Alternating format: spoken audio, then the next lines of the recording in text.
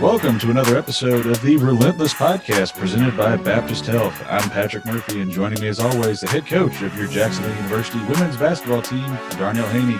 Coach, it's a little bit warmer outside. Weather's a little bit nicer than when we talked last. It's clear skies, it's sunny, it's warm, and it's a great day here on the First Coast. How are you doing this afternoon?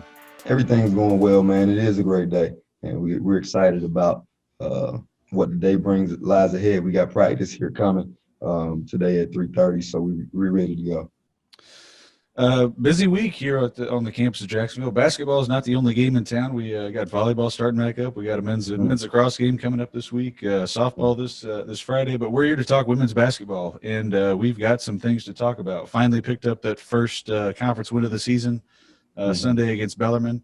Had a shot to win Saturday. Dropped an absolute heartbreaker in overtime. We'll go ahead and talk with the Saturday game first. It definitely looked like you guys were able to get back to playing Jacksonville basketball this weekend. The defensive intensity was there, creating extra possessions, forcing turnovers. What did you see Saturday that kind of really set the tone for the weekend?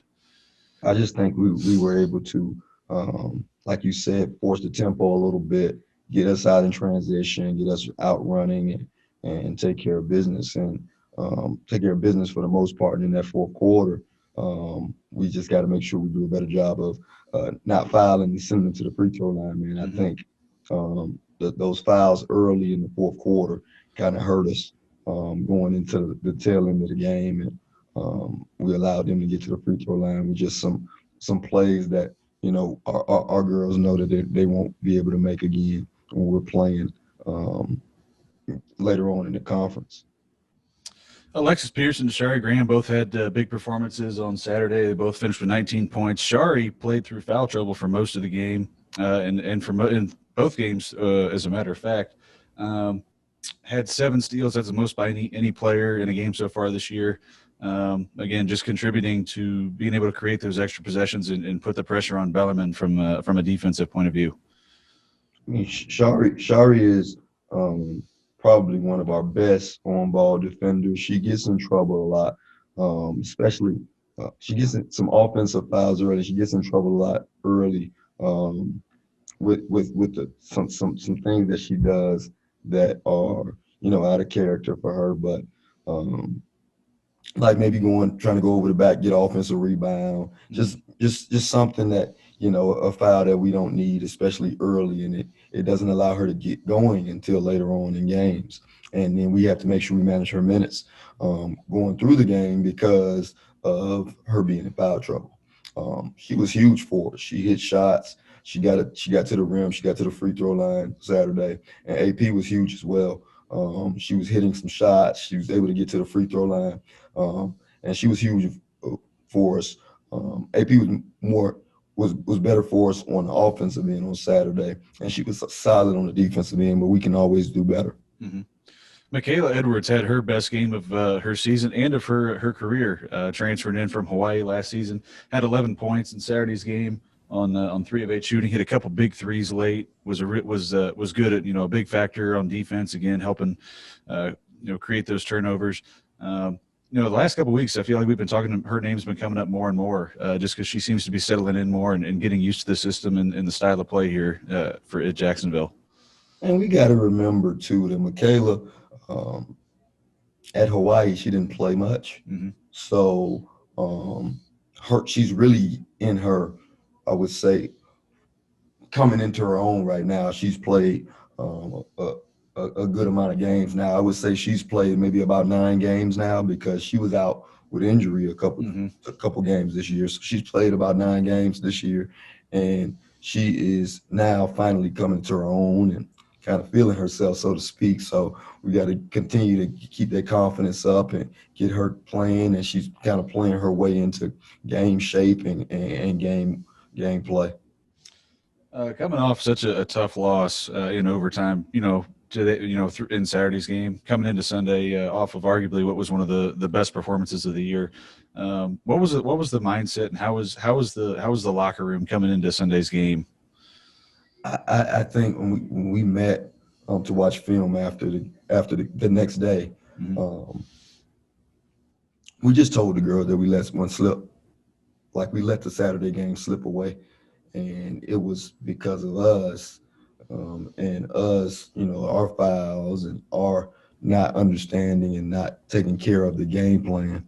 It was us and me, and we let that one slip. So we weren't going to let the next one slip. So we had to do everything. The game was kind of identical, almost going into the last tail end of the game. Man, I just think we did a better job of recognizing what we had to do late in games and understanding that teams go on runs, and basketball is a game of runs, and you got to be able to withstand those runs and go on those runs yourself. So it was good that we went on that run at the time that we did, and we handled some of the pressure and the adversity that we were going to go through late in that game, and it got us the W. So I was just excited about, like, they knew what to expect because they had just went through it the same day. They knew they were going to try to pressure us late in the game, and we did a better job of handling the pressure, finishing the game off. We got to do a better job free throws, and that's going to be a big emphasis this week, making free throws. But we could have put them away earlier. But I think for the most part, this group being so young got their taste of what it takes to win a basketball game, win a basketball game in this conference. I said, let it slip away. You guys did not on Sunday, coming away with that 71-65 victory. Aaron Wilson had a quiet game Saturday, but definitely more than made up for it on Sunday. 25 points, one shy of her career high of 26 that she posted back-to-back games against UNF early this year. 11 rebounds, her first double-double of the season, third of her career. Really just at times just took over and said, give me the ball. I'm gonna carry us. I think that's the type of player Aaron is. And she was down on herself from game one. She felt like she could have did more. She just had to learn when and how to choose her spots, and especially with them playing that zone they were playing. She kind of figured out when and how she can get loose and get out of transition and get her shots off and where she's going to get shots from.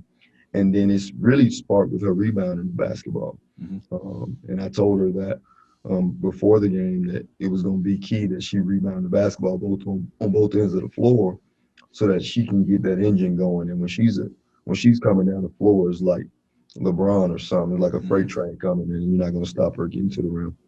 Absolutely. And had 14 and 8 in the first half. Quiet third quarter, but then just kind of showed back up again in the fourth and really helped put that game on ice. Shari had another good game, 18 points. Again, just getting into foul trouble early, finding a way to play through that.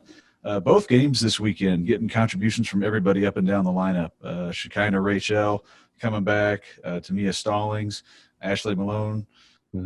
Just finally what we've been talking about, finally getting some continuity back and actually having that rotation and that ability to get players in, and I think everybody's finally maybe starting to settle in and figure out what their role is and how to contribute in that role the best they can.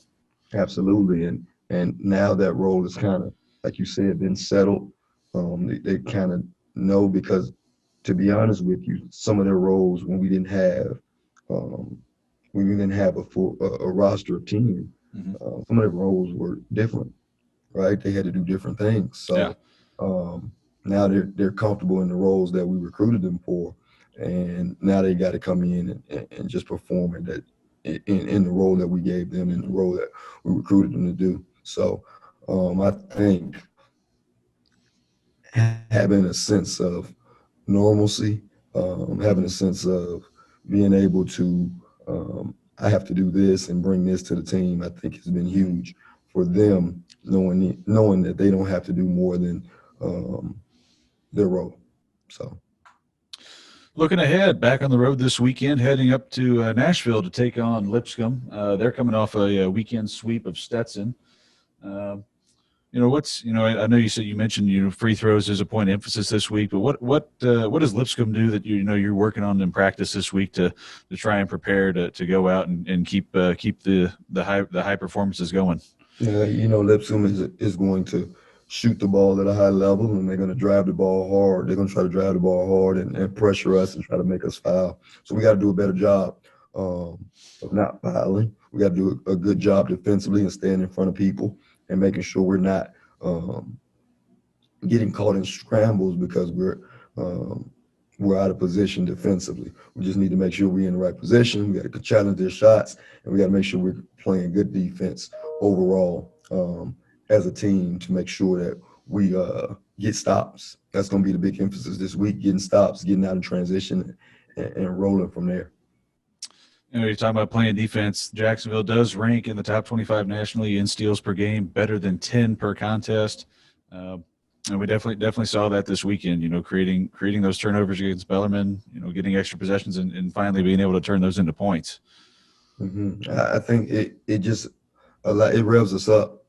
I think our group needs it. They need to, it needed to rev them up and get going, and then we can get out and transition and play Jacksonville basketball.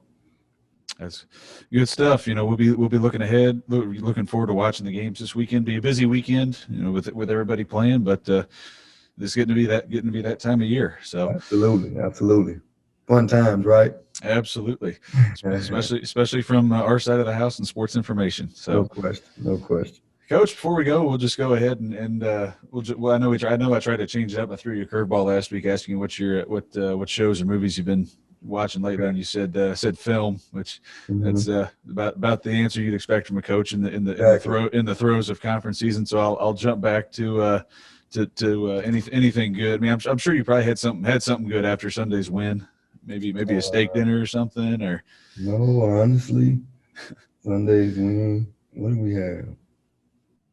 Wings. There you go. I had wings, man. I had some good wings. There's a wing spot south of Jacksonville. We got it, Jay's Wings. But I had wings from a little spot in River City the other day. It was pretty good.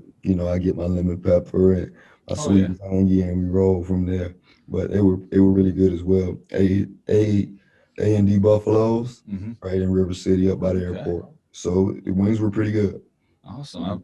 I might have to get this list of wing places from you at some point and go try these out. I'm a wing connoisseur for me. I'm coming in Jacksonville, so there you go. Good.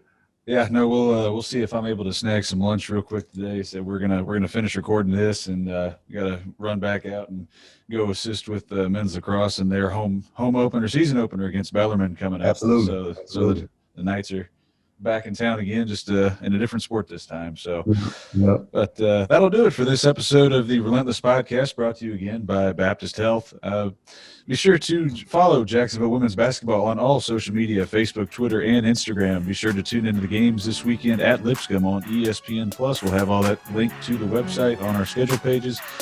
Enjoy the rest of your day. Thanks for listening. Have a great week. And as always, go Dolphins. Go Dolphins.